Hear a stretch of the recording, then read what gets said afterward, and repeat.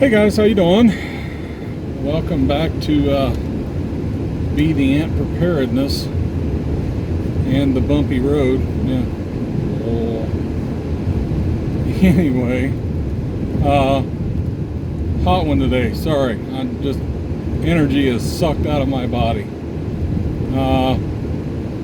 On to the topic. Today, I wanted to talk about the compatibility. I have a really hard time with that word, and I don't know why. Compatibility, there we go. Compatibility between your gear, okay? And mostly talking about ammo, your firearms, and batteries when it comes to your family, your group, whatever it is, okay? As far as ammunition, for years I've been trying to stick to 22 long rifle, 12 gauge, 9mm, and 5.56/223. Okay. Why? Okay, I don't like 9mm and 223. I don't like them. As far as pistol, I much prefer a 40, 45, okay? As far as rifle, I much prefer something with a little more oomph, 308, things like that. But I look at factors like how easy it is to find, the popularity of it, and the price of it, okay? And all three of those kind of go hand in hand. That's why you can buy a box of 9mm cheaper than you can buy a box of 380. 380 uses the same diameter bullet, but it's a smaller case, less powder. You would think, wait a second, this thing's more expensive. Why is it more expensive? Because the ammo manufacturers are cranking out 9mm by the hundreds of thousands, if not by millions, okay? So, when you can just sit there and crank them out, yeah, that lowers your price. You can just go at it. So that's why it's like your price for your 9mm low, the 5.56, 223, you can find all day long a 20-round box of it for as low as $5 if you want to go the old tool ammo, and on up if you want to get into some Hornady precision rounds. Yeah, you can get into the $20 range. But just for your plinking, your full metal jacket rounds, all day long in the like $7 to $8 range, guys, okay? So, and they're everywhere. Same reason why those are more affordable than a lot of the other, like if you take a 204, okay, yeah, they're more expensive because they're not making as many of them, okay? So anyway, no, I don't like the 5.56/223 or the 9mm, but you can find them everywhere. You can pick them up relatively cheaply, and they're also a little bit lighter. Now, as far as the 9mm, they weigh less than your 40 or your 45, so you can carry a little bit more. You can get higher capacity in your magazines. And as far as your 5.56, yeah, carry 100 rounds of 5.56 compared to 100 rounds of 308 or 30-06 or 300 Win Mag. Okay, you're going to tell a difference. That's another reason I like the 22 long rifle so much. Now, it has little to no stopping power. There's no arguing that. But you can carry 500 rounds and it just weighs a couple pounds, you know what I mean? And they don't make a ton of noise. I'm kind of getting off here, but the 22, I love the 22. I don't know if I love it for a self-defense weapon, but as far as a shtf weapon, yes, it is. That definitely has its place. So anyway, your ammo. you can take this. You've got the advantage of the affordability, everything else. So, sticking to that, I think I touched on it in one of my videos, is my battle rifles are, they're ARs. So they shoot to 5.56/223. And I also have a bolt gun that is a 223. So when I buy ammo, here we go. When I buy ammo, I buy 223. It can be used in both guns interchangeably. Okay, now as far as your group, if you've got a group where you're shooting 9mm and 223, and another guy is shooting 40 and 308, and another guy is shooting 45 and 7.62 by 39, that might be the ones that they say is the best, and that's great. I'm not here to talk about best. But if something were to happen, somebody runs out of ammo, you can't just toss them a mag or toss them a box and say, here you go. When they run out of ammo, that weapon is pretty much a real pretty paperweight at that point in time. Okay?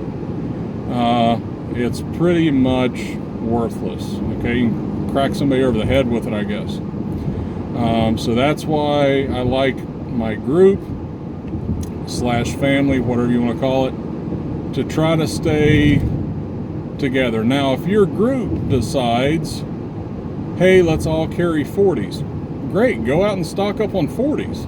Or you're all going to carry 308, that's great, go do that, but try to have everybody carrying the same thing. Now, you are going to have that guy for your long range. I do have that bolt action 223, and you know what, yeah, 200 yards, 300 yards, whatever, but it's not going to have the same effectiveness, of course, as your 308, 30-06, and most definitely the 300 Win Mag. Okay, so for those guys that want to reach out and touch them, that's going to be on your group. Do they probably already have the weapon? If they don't, yeah, maybe that can be discussed. If you got a couple Overwatch guys, if they're shooting the same stuff, it's not like they can really toss each other more ammo, because I hope you don't have them both in the same spot. I hope you have them spread out. But as far as reloading, okay, because your 308, 30-06, 300, those type of things, those I would absolutely reload. But is the 300 that shoots out a Bob's gun, is it going to shoot just as well out of Steve's gun? Now that's a whole nother thing. But anyway, so you guys can see how having same ammo within your group can be beneficial. I'm not trying to change anybody's minds as far as you have to shoot this. No, not here to get into ballistics, because like I said, there are absolutely other rounds that I favor over the ones that I pay attention to, but it's for that reason that I've stuck to those for a few years. Ease of availability, the price is there, and they're pretty easy to stock up on. When talking of your gear, once again, I recommend everybody go to the same platform or rifle. Okay? You have your guys out there that you got your AR guys, you got your AK guys. I'm not here to discuss which is best and which is worst and all that other stuff. If your group decides to go AK, great, then everybody try to do that. That way you do have the ability to throw mag to mag. Parts are interchangeable for the AKs.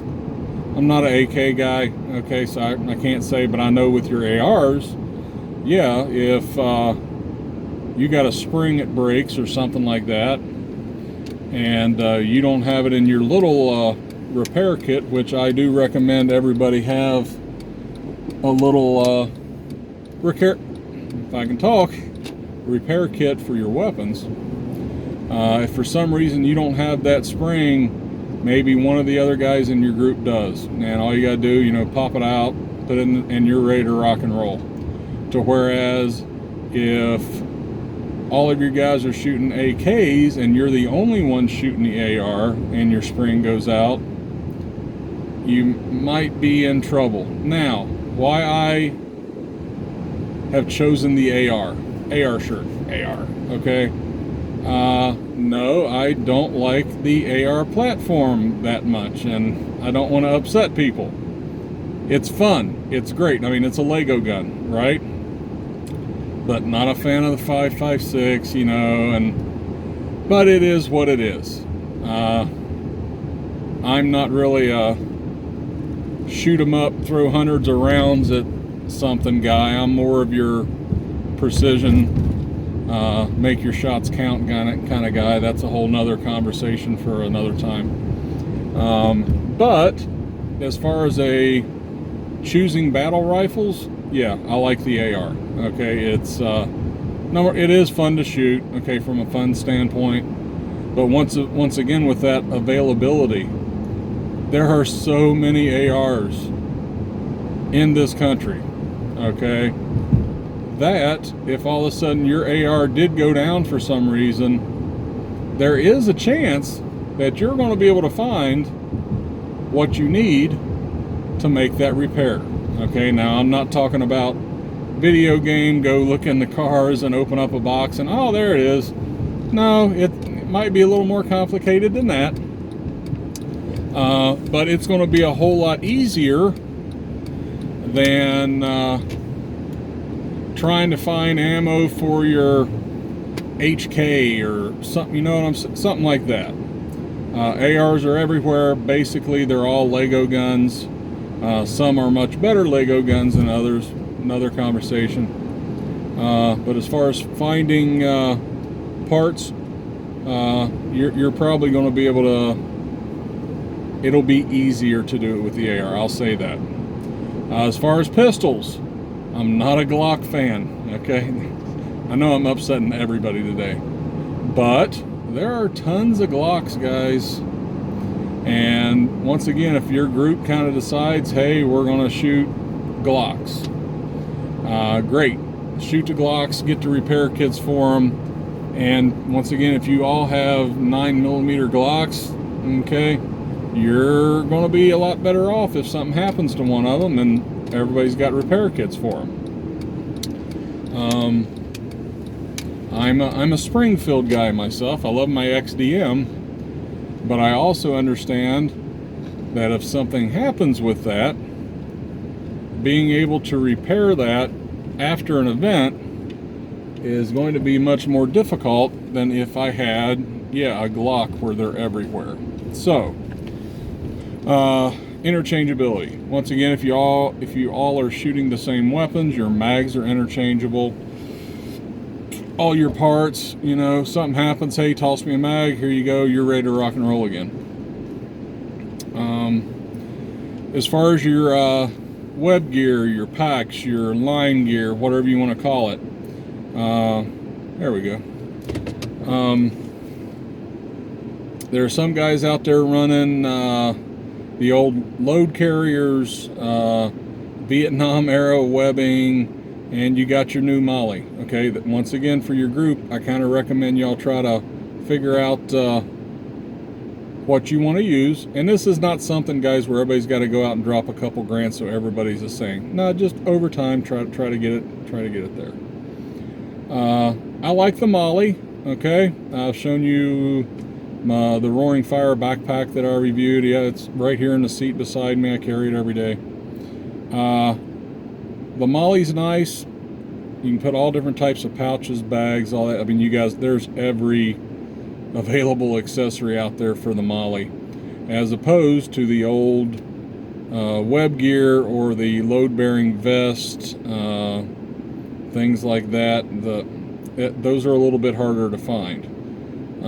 You know, the old Alice packs. That was my first pack when I started getting into this. Was an old Alice pack, and it was great. It still is great, dude. It's awesome. But as far as being able to attach things to it, it's kind of a pain in the rump. If you guys use those old metal clips where you got to try to get kind of a pain in the butt. The Molly is much easier. So anyway, gear interchangeability. Now getting down to your, like the batteries. I've talked on this before as far as setting up your battle rifle. Trying to keep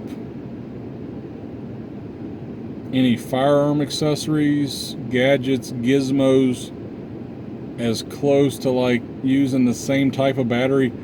You don't want one gadget using AA's, another one using AAA's. This one over here is a CR123. This one over here uses button battery. See what I'm saying? And it's the same thing with your group. If you guys can sit down and just try to determine what you want to try to get everybody to keep, that way you can stockpile that. Okay? CR123s, pretty popular. That is probably going to be the go-to for most of your equipment. Trying to find others, they're a little tough. Okay, they can be done, but you know, are you buying a piece of crap just so that the batteries match up? So you don't want to give up quality for batteries. Okay, but you guys can see what I'm talking about as far as compatibility. Have trouble with that word. Compatibility with the batteries. Same thing. You can stockpile same type of battery. If somebody needs one and you got it, there you go. They're ready to rock and roll again. I myself have bought the rechargeable AA's. I have some equipment that uses the AA's. I'm able to recharge that, and I can keep going. The headlamps, flashlights, really recommend the rechargeable flashlights and headlamps, and get you a little solar panel to put in your pack. That way you're able to charge those kind of on the go or whatever. Kind of off, not with the compatibility thing, but kind of touching on a little bit. Found it nice. So, but with that, guys, yeah, having the same type of stuff can help you out. Can save some headaches and keep everybody going in the right direction. So with that, I'm going to get off here. Like always, if you can, like, share, subscribe, comment, all that good stuff. And yeah, let me know what you think. So until next time, talk to you at 12.